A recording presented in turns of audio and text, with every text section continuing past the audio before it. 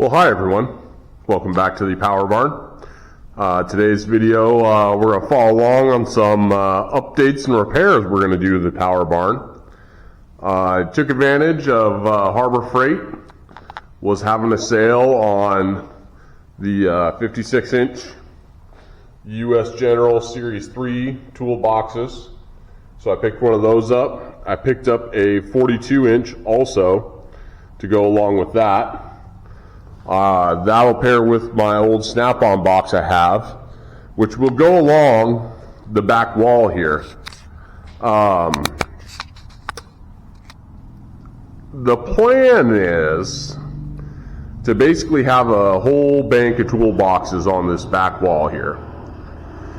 Now, whether or not that actually happens, we'll see. My plan, get all three of them side by side and everything, get them leveled to each other, and then have one continuous work surface across there. I'll probably do some butcher block or something.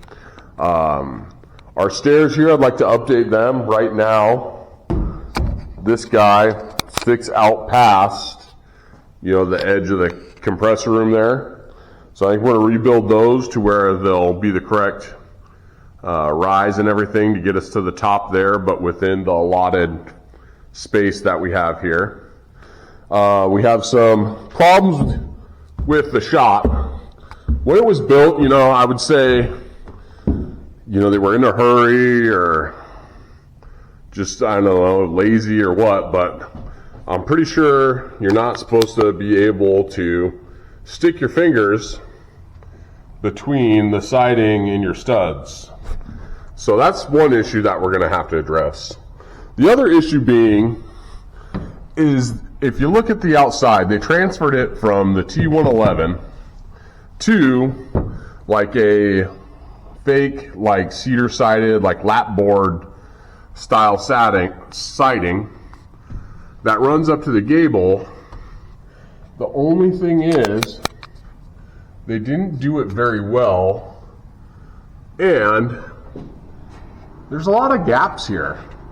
Like that right there is probably almost 3/4 of an inch or so. So at night, when I have the lights on in here, you can see quite a bit of light pouring from outside.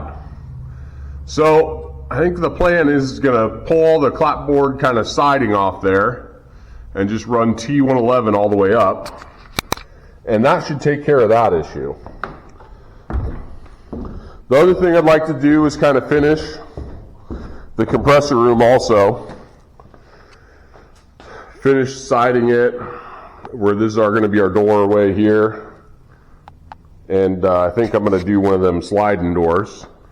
And then that will solve, we're going to insulate too. So all the walls in here will be insulated, keep the noise down. We'll put in a kind of pass-through vent behind the compressor fan right there. That way the compressor is getting fed, cooler air from outside and able to exchange air and keep cool that way. We're also going to insulate these walls once we get the siding fixed. Well, first we're going to run more outlets across the back, then we'll insulate, pegboard, then we're going to build our risers and everything. I'm thinking I'm going to knock the casters off all these toolboxes, and then they're just going to be stationary, basically kind of cabinets and everything. So that's the plans. Now I think the first deal will be doing siding work and everything. So we'll bring you back when we're ready to start in on that. Okay, so here we are, kind of day 2 starting here. Yesterday I went and got some supplies from Home Depot and got started on removing the lapboard style siding from the gable end. And that's about how far I got. So we got our new siding stacked up here that we're going to be replacing that with. I got a whole bunch of screws and everything else for fastening that down. Bunch of outlet boxes, outlets. Gonna add an outdoor outlet. Bunch of Romex. So we got our supplies to kind of get phase 1 done. So we'll go outside here. You know, as you start disassembling things, you always find some surprises. Main things we're trying to fix here is, like I showed, you know, the siding not being attached. So I got a bunch of screws. So this lower section, you can see the divider line there. This lower section, we're going to go through and put a bunch of screws in to make sure it's nice and sucked up and tight.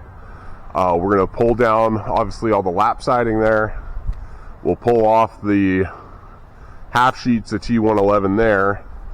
And then we're going to do full sheets that'll span all the way up to the gable. In the center there, we might end up having to do another lap joint there and then finishing off with the T111. Some of the things I found yesterday, the gable truss is not secured at all to the top plate of the wall. And then up in this corner here, the top plate for the wall is severely under, like, it's not out flush with the gable end. So I don't know what I'm going to do about that. When I get up there on the ladder, I'll kind of show you. So I got to get the trim pulled off, the gutters, downspouts pulled off, and then I can go ahead and start removing the rest of this T111 here. And then we'll go from there. We can start going back together with it. So we'll bring you back when I got a little bit more progress made here. All right, we're back. I got the last piece of the lap siding off here, and I got my downspouts off and the trim off that was kind of going over it. So now that we're up here, I can really show you what I'm trying to fix. Here's the gable truss at the end. Here's the wall top plates. This is almost the thickness of my finger there, so almost about 3/4 of an inch or so. That is hanging off of the top plate for a majority of the structure here. Now, this not being secure, I'm hoping I can bang this back and then get it secured with like some nail plates or some brackets from the inside or something. Here's the only place that's actually good and flush with the structure and properly supported. But then down there at the end, the wall kind of bows in and it doesn't pick up there. So that I don't think we're going to be able to do much with. I'm going to have to probably just fur that out so that way the siding goes on there nice and flush and even. This I'm hoping I'll be able to knock back. And then down there, again, I don't think the wall kind of toes in, and I'm going to have to fur that out also. So, yeah, keep all this in mind. I mean, this was the better looking end of the shop also. Like, the trim kind of looked like it was all right. But let's go walk around to the front of the shop, and I'll show you eventually what I get to deal with up there also. So we're at the front of the shop here. Now, they got the same deal. It transfers to the lap siding, right? But if you look up here, right there, there's about a 2-inch gap in between the laps of the siding that runs all through there, and that's about where that gable end would meet the wall. So I'm really excited to get to this end of the shop maybe this summer and try and fix all this. I think it's just going to be a super terrific fun time, but we'll see when I get to that part. All right, I'm going to keep going on the other end here, see what we can. Okay, I have a solution to our problem of the gable end not secured down. It's these 2x6s here. We're essentially going to create what's called a nail plate on top of the top wall plate. So I've taken this piece that fell off the gable end there, so that gives us our thickness. I've marked that on our 2x6 here, and I'm going to let this sit off the edge of the 2x6 by, you know, that much on the inside, and then that'll space it out enough to where that gable end butts up against this and should sit nice and flat against our wall plate then. And then I can just bang it over with a hammer and then secure this to the top wall plate, and then the gable end will get secured into our 2x6 here, therefore tying everything together. So I've started already. I've got about 8 feet of it up so far. So I'm gonna keep going down the line here.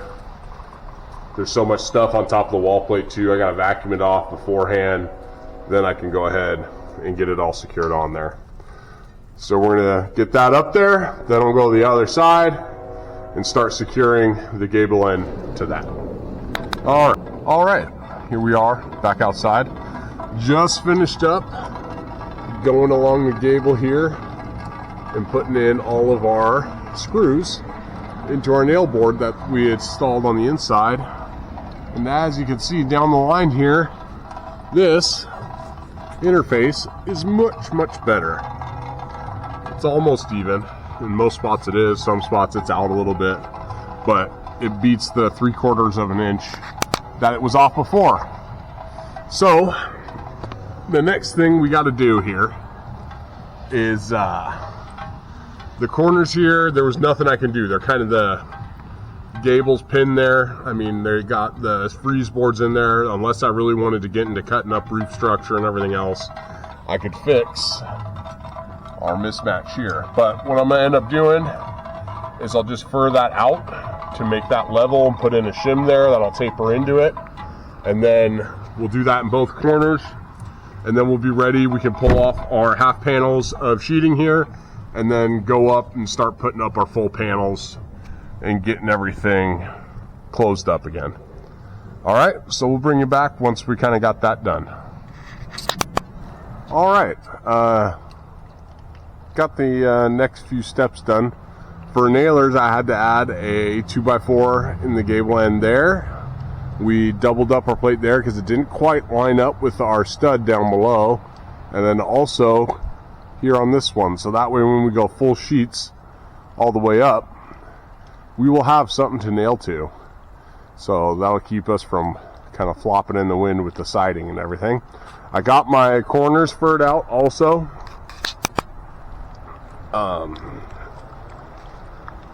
This side I just came in here with the some shims and kind of made that so it was all up to the level of the gable end there and kind of fares into the rest of the structure. The other side here, I'll show you. We'll come over to the ladder and we'll go up.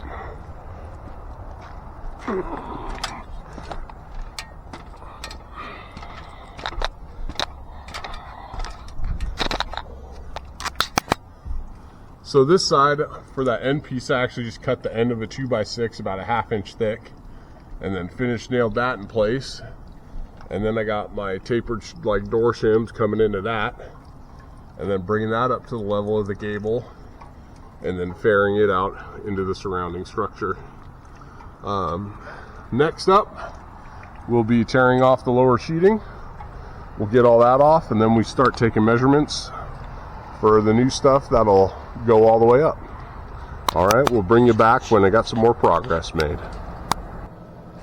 All right, back at it today. I got myself 2 little foldable tables. I got cut station kind of set up here. We're gonna cut these panels just with a jigsaw. I have all of our sheeting off of the upper part of the back wall there.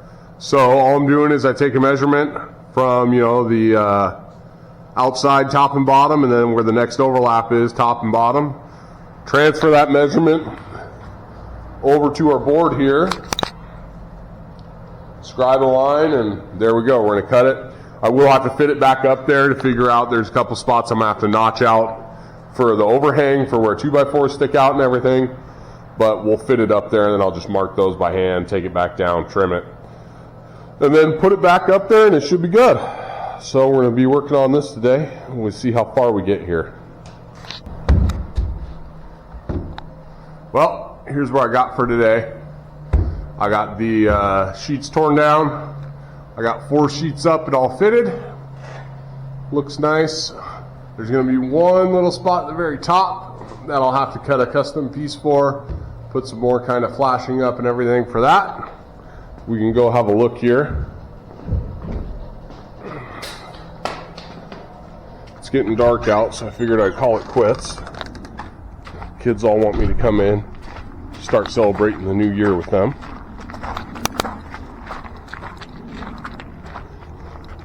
Okay, so here we go. Not too shabby. I like it. Looks better than what it was before, my personal opinion. Everything's sealed up a lot nicer. No giant air gaps or air leaks. But yeah, so one spot at the top that I'll have to get. You probably can't see it in the video because of the shadow there. And then I got 2 more panels to cut and fit for there. And then I can get trim on. And then get that closed up and get going on stuff on the inside. I think we'll wait till some warmer days and drier weather to try and paint, and I think we'll paint the entire back wall and everything. Alright, well, there's where we'd be. I'll bring you back when we make some more progress. Alright, making progress. All of my sheeting is up. We're all closed in.